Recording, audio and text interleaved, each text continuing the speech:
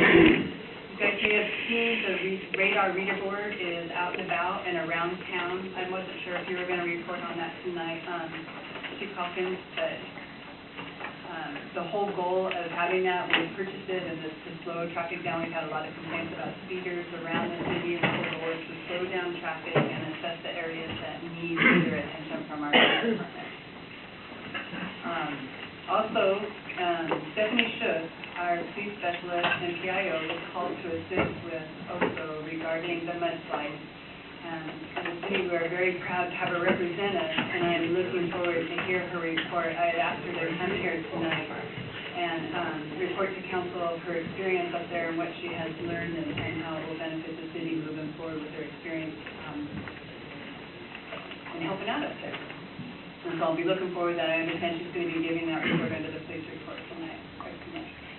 And also been working really hard still with King County on getting the park open. I was hoping it was going to be open by tomorrow, and that's not going to happen. I'm still working with them to getting that done. I'm hoping to have a more concrete answer moving forward tomorrow. The fact of the matter is King County can decide not to open the park at all, not to remove the HESCOs, but working with them, it looks like we're going to be able to get that done. It's been taking a little bit longer than we had anticipated, so I'm hoping that it's going to be open very soon. And just a reminder, I'm sure maybe somebody from the park board will speak on this tonight, but I just want to remind everybody about the spring cleanup on April 26th. And that is all that I have to report on finance.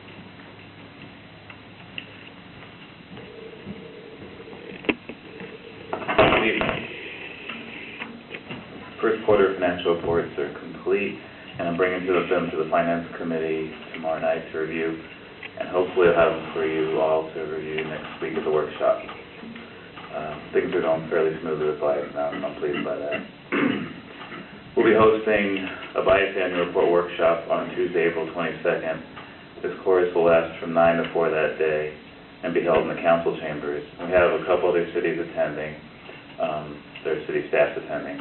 And what they do is they walk you through doing the annual report with Bias. So once that course is over, or that workshop is over, we should be 75% done with the annual report, which isn't due until May 30th. So we're shooting to have it done by the end of this month, which would be great. So that's all I have. Any questions from anybody? Okay, thanks. All right, court, Kelly's not here, but you have the report in your packet. Public safety.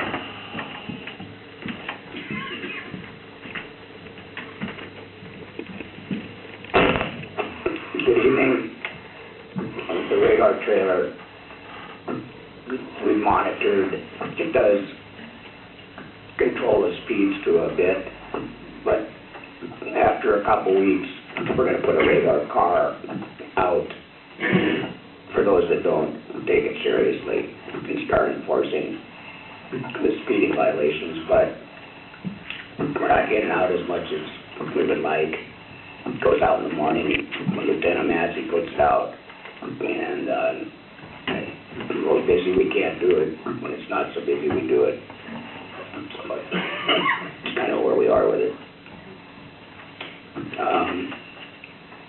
Like the mayor commented, we got a call from Snohomish County. I'm not sure if it came through the feds or the county, but they asked for us to assist with offering Stephanie services as a PIO, and I approved the request for many reasons, and I'm glad we did it.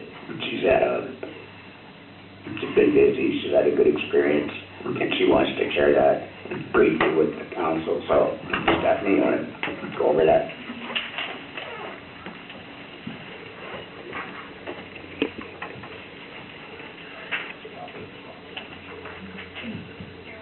I guess we should clarify that a PIO is a public information officer. We've been and shame on them.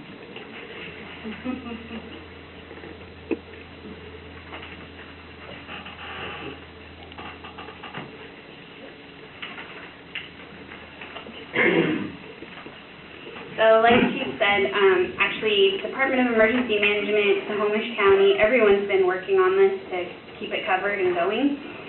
So on the front page there, you'll see the two dogs. These two are cadaver dogs that flew in from New York, and they rode in the brand new Tahoe. So I picked them up at the airport.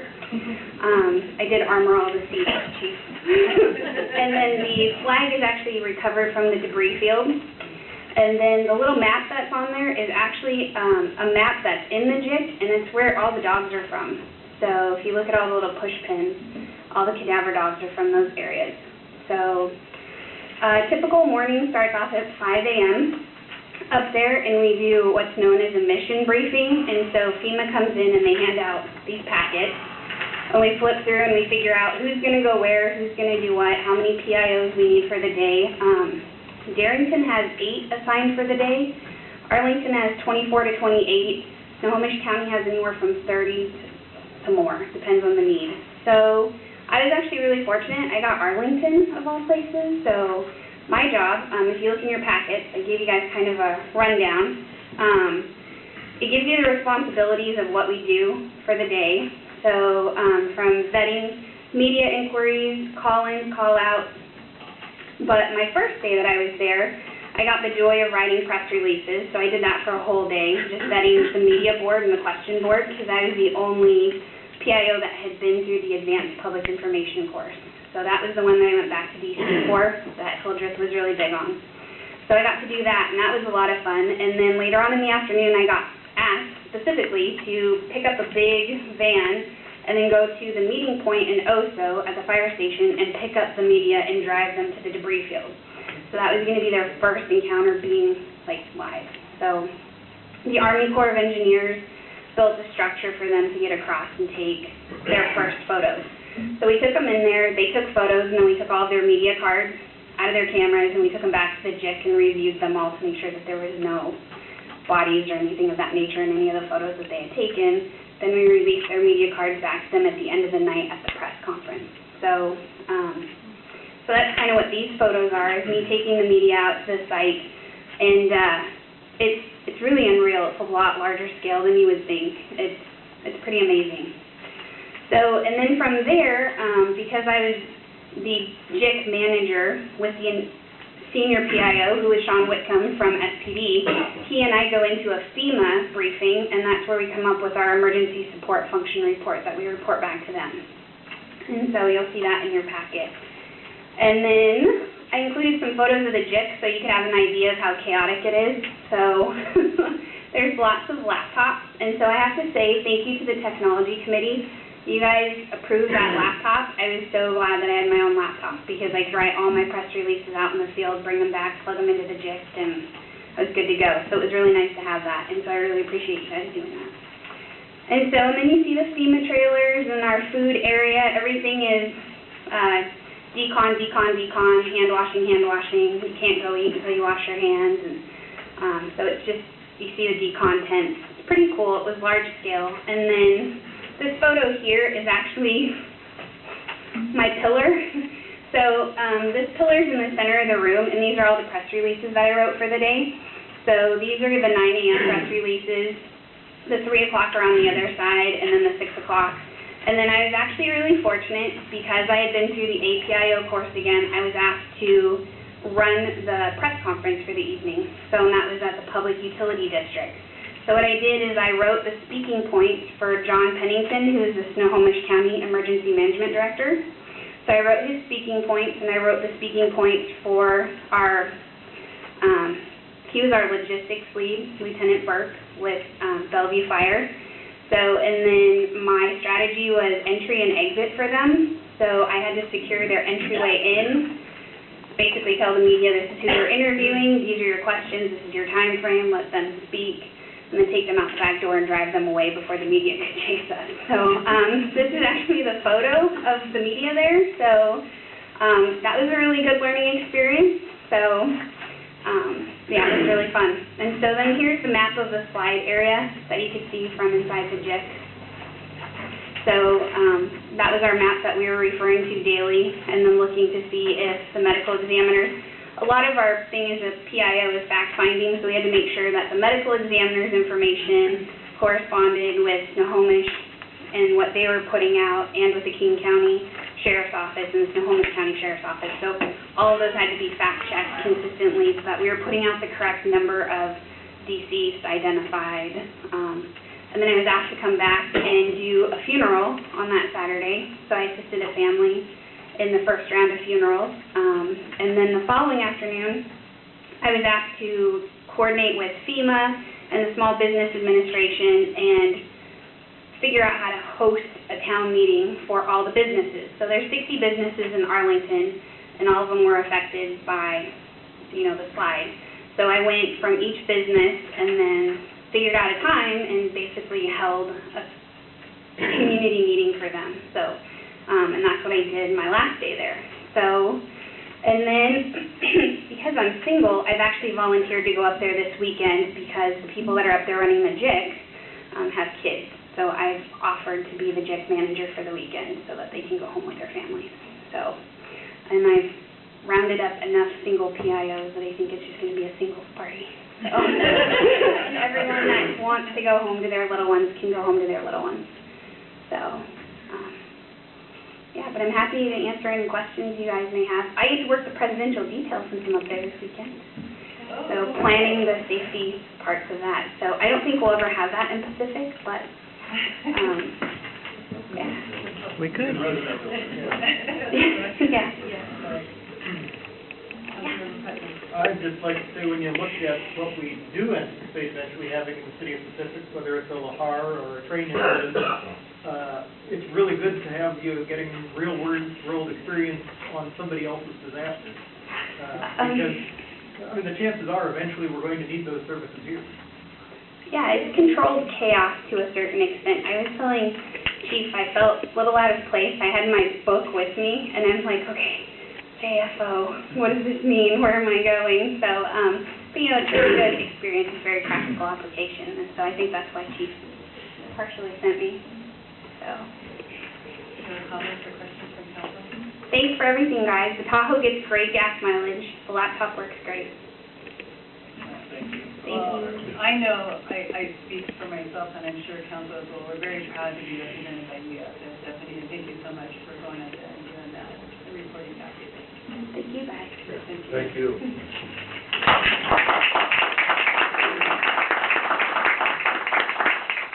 Another acronym. How many times did you say JIC?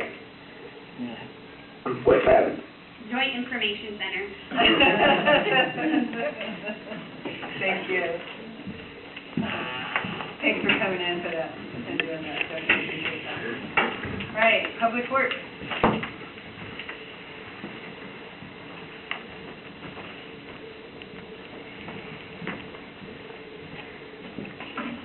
One thing is, if you don't already know this, that we did go out to add on Stewart Road on the 4th, as we had hoped. So we are slowly getting we're getting quite a few calls about it, more than anything right now. So. Also, if you should have in your packet, if you don't, I can always get you copies. I was able to go to Jim Chunky and I were able to go to a training, an informational deal on the oil trains. And it was very informational. And if you have any questions of any of the stuff in the packet there, I can answer some of them. I don't know if any of you know this, but one of the things I did learn is that train company, being Burlington Northern Santa Fe, they don't own the cars. All they own is the engines. And the shipper owns the cars, whoever the shipper is, if it's an oil company out of the Balkans or if it's a grain company somewhere or a coal company, they're the ones that own the cars. And so when Burlington Northern takes these on, they have to, the shipper has to have, just like with trucks, they have to have it placarded correctly, they have documents that go along with it that have to match what's in the car, so they know exactly what's in the car. And one thing Burlington Northern does to try and keep these things safe is every 40 miles they have a sensor that monitors bearing temperatures, wheel temperatures, and there's something else, and I don't remember, it's in the book. So that's one of the things they have to keep them safe. They have 3,200 miles of railroad. We can request, as for emergency management only, it's not public record or public knowledge, but we can request a hazardous commodities flow from them, and for emergency management purposes, they will send us a copy of that, but it's not a real-time, it doesn't give it to us in real time. It'll tell us that should be shipped on this day, this is what's going to be shipped in this train. And typically an oil train with an oil car, it may not just be oil tankers, it may be other things along with it, but there's certain separations between the oil and different things. A typical oil car is 100 to 150 cars for a typical oil train. And any of the trains are about 100 to 150 cars. And if you have any more questions about it, I can try and answer them. Yes. How many other cities went to, can you remember any other cities that attended? It was mainly emergency management people. It was Kent, and there were some representatives from Auburn. Seattle hazardous waste, or Seattle hazardous cleanup team was there. A lot of fire people.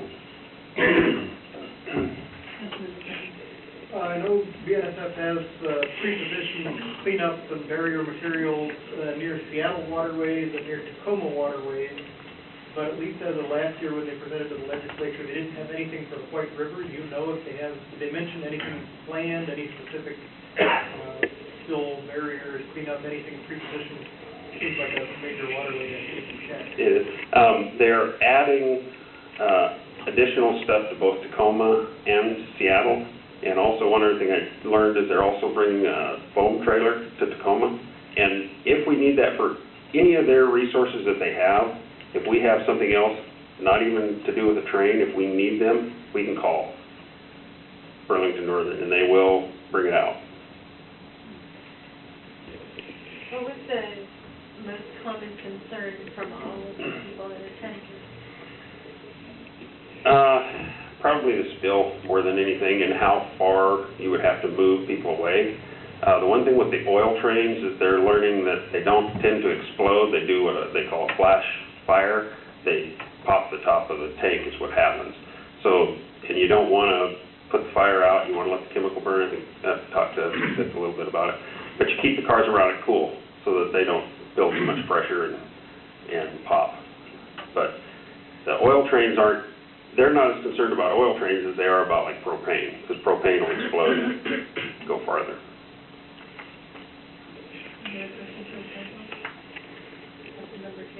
Burlington Northern's always been very helpful at providing information. Do we know anything about what Union Pacific does? No. And what they carry? They typically will carry some of the same stuff. They're a transporter just like Burlington Northern. But from what I understand so far, they're not doing the oil. Other questions from council? Do you have anything else? No, not today. Thank you. All right, community services.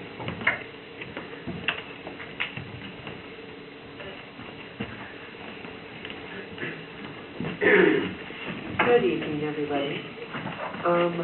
I had Joanne and we did our revenue numbers for this year so far, and Joanne figures that she will get $5,000 for the gymnasium rentals, the East Room $1,500, Taco Tuesday she's estimating $750, the Holiday Bazaar, the last year's Holiday Bazaar was $625.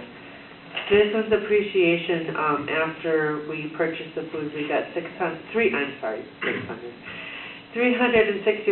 and that's split between the youth and the senior programs. Zumba, she's expecting $300, and the next fundraiser we have is the Pacific Days, the Pancake Breakfast. We're planning on, since it's so far away, we're going to go to businesses in the city to see if we can get things donated, so we would have more profit. For the senior side, excuse me, in January we had things like the bake sales, coffee donations. We sold $160 worth of crafts that the seniors did, and so for grand total January we had $231. and that was for donations and like selling of crafts. February, donations, this includes like stone soup, just donations that people hand me. The coffee fund so they could pay for part of their coffee was $128. And for March, same type of thing, it's $132. Friday, P.C.S. will not be making lunch for the seniors because it's Good Friday. So we are going to have sandwiches. It's been all donated, except for the bread. We may have to go purchase the bread. I did get 30 bags of potato chips donated from Tim's Cascade. And we're also, there's a, like a senior home that's in Milton, Elder Ridge Senior Center. They're going to donate the dessert. So it shouldn't, none of this should come out of our budget at all. And Joanne last week, for the youth side, they had spring break. So she was very, very busy over there. She wanted me to remind everybody they have free popcorn on Friday, Taco Tuesday. Also, this week, she is going to be having the bouncy house on Wednesday. The bouncy house on Wednesday. And on Thursday, she's having her edible Easter treats for the kids. And Friday, she's having story time from 10 to 11. The late volunteer comes in from the library, the public library, and she comes in and she does a story time. And they dance and they have ribbons, and the kids really like it. Tomorrow for the senior center, we're going to the Red Locust for lunch. And we have dominoes on Wednesdays. Bingo, Muckle Shoot Bingo, we have a trip going on Thursday. We're also playing Pinochle on Thursday, if anybody wants to play Pinochle. And we start at 1. And of course, we have a matinee on Friday, we have Annie Oakley. Does anybody have any questions? All right, thank you very much. Thanks, Darcy.